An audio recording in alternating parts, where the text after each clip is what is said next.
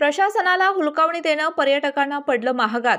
2 महिन्यात राधानगरी पर्यटन स्थळी 6 जणांचा मृत्यू। कोल्हापूर जिल्ह्यातील ऐतिहासिक पन्हाळा तालुक्यानंतर राधानगरी तालुका हा पर्यटकांसाठी नेहमीच आकर्षणाचा केंद्रबिंदू ठरला आहे। देशभरातून अनेक लोक या पर्यटन स्थळाला आवर्जून भेट देण्यासाठी येत असतात। या तालुक्याच्या सौंदर्यात भर टाकणाऱ्या काळमवाडी आणि राधानगरी धरण क्षेत्रामध्ये पर्यटकांचा अधिक ओढा पाहायला मिळतो।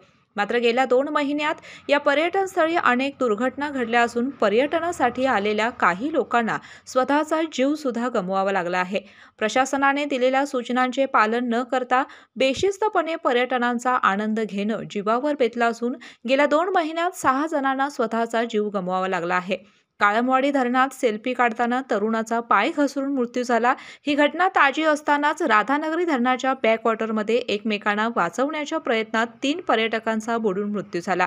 या घटनेला काही दिवस झाले नाहीत तोवर काल दुसरी एक घटना घडली।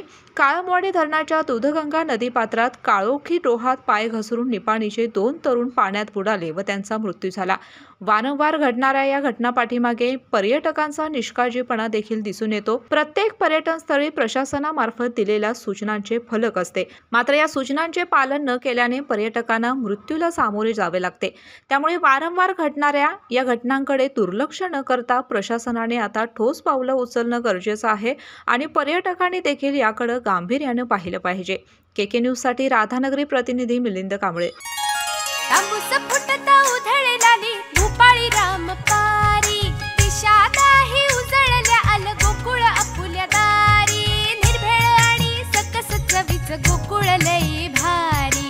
गोकुळ दूध आणि दर्जेदार दुग्ध उत्पादने, चव आहे कोल्हापुरी, गोकुळ लई भारी।